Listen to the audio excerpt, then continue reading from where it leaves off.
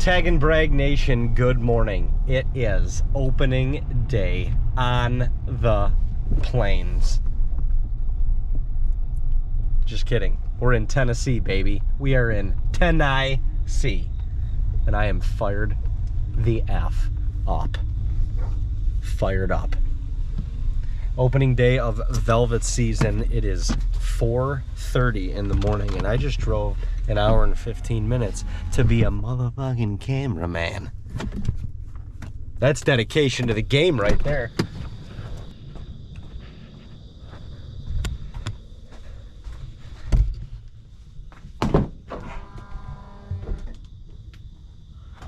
Let's go see if we can christen the Hoyt. Christen the Hoyt. Good, thanks.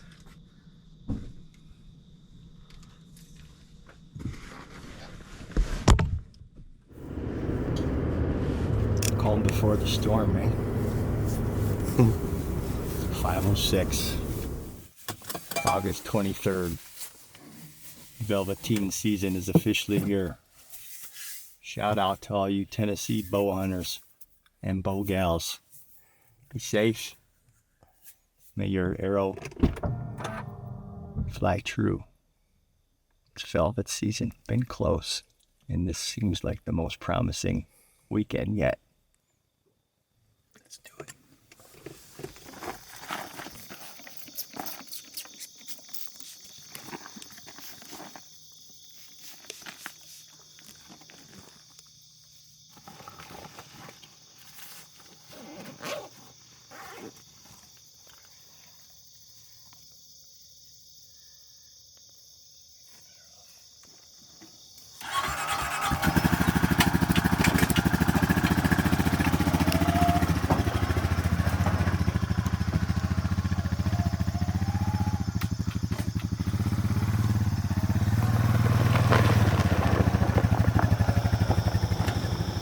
Officially go time.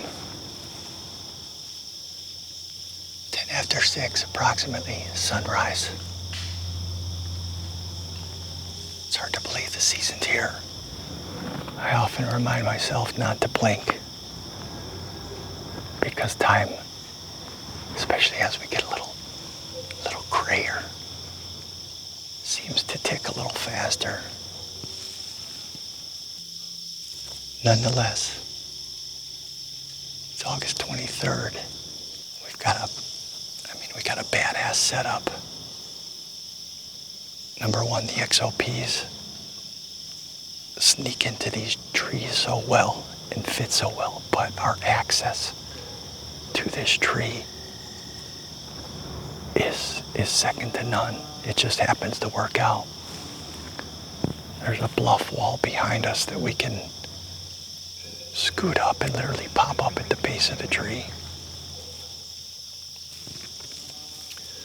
We got shooting light, so it's game on from here out. 3 or 4 shooters. I'm not picky at this point. I've tried to negotiate in my head.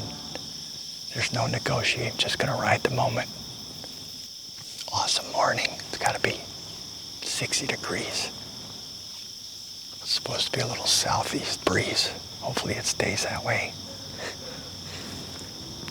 Right now the thermals are pulling it straight up, so we're good to go. New energy this season. Some new partners that actually feel like old partners.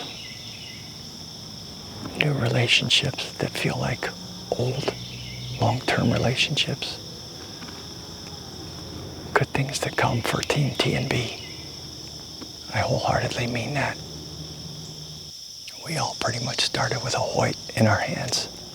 And at 51 years old, to have a Hoyt back in my hands, I feel like a kid again.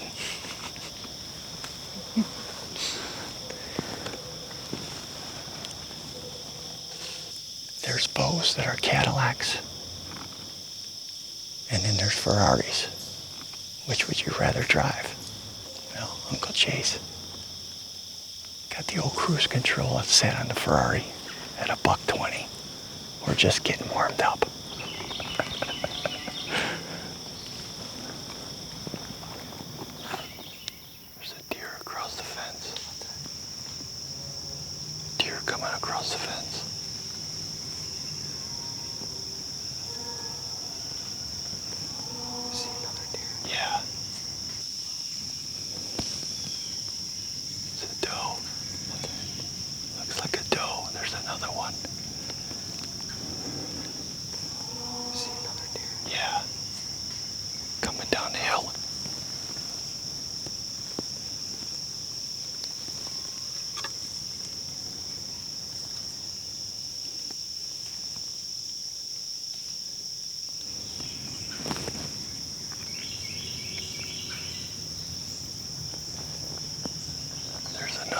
somewhere across the fence.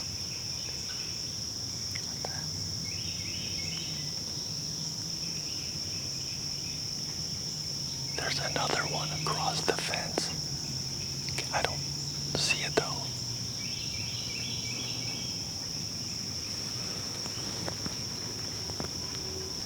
Straight up from them.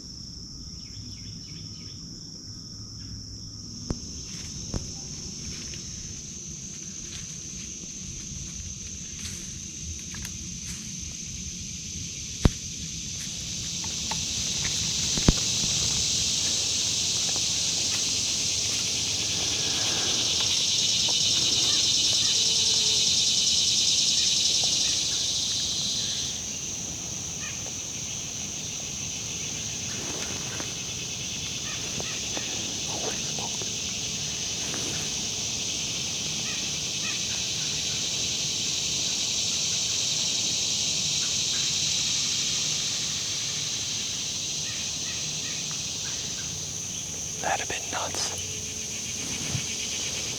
Where did he come from?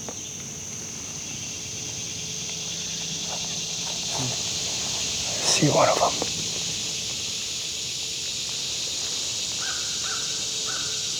Might have been.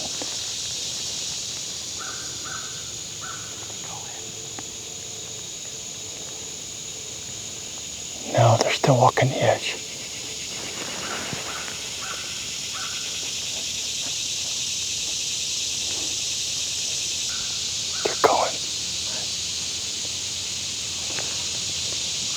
I can see Junior. They're just on the corn edge, straight up behind that big shit. There's two of them. Can't tell who the second one was.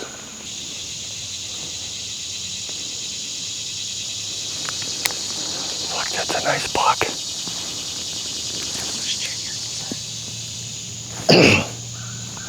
Junior and I couldn't tell.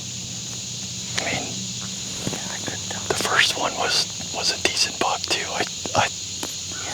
I saw 8, but I saw 4. Yeah. But it was not. I saw the first.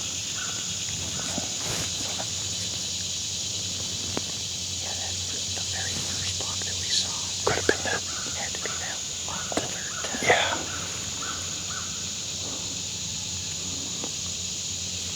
Well, this morning's a wrap. It was a good one. We saw what we came here to see. Took a while to get started. Had a couple does come in pretty late, probably like 8:15, somewhere in there. And then a little late point popped up literally right underneath the tree. That was closer to 9. And then David caught some action, some movement up on top of the hill. And for sure, 3 of the shooters.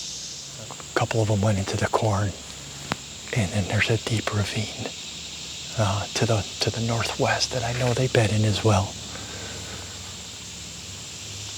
We've got a little minor wind shift for midday, and then it should come back to our favor southeast this afternoon. So we'll be back here. The outlook is good. It feels good. Of course, I want it to happen soon. Who wouldn't? But it's nice to get in here, get the kind of jitters under control. Because trust me, I had some, still do. But seeing some deer up close, making sure your camera gear, batteries, bow, everything is in check. You always need a test run because you just do. Because I usually forget something is what I'm trying to say. But great hunt, good weather, good wind. We saw horns, the right horns. Now we just got to hope they provide a little evening activity for us. And if history holds true, they should. So we're in the wheelhouse.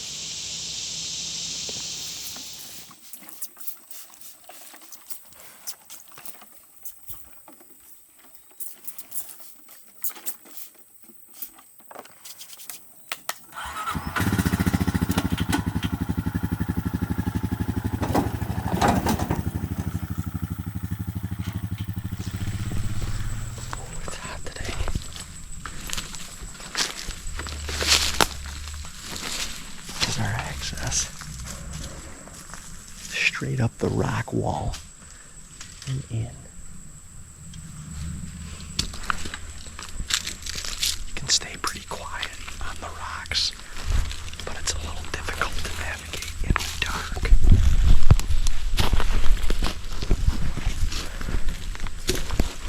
I mean, we literally got 80 yards or so, maybe 100. To pop up and in the tree, it's perfect. Come in on a four-wheeler, ditch it in this ditch, and then access. That's why we could hunt this morning. Access is money.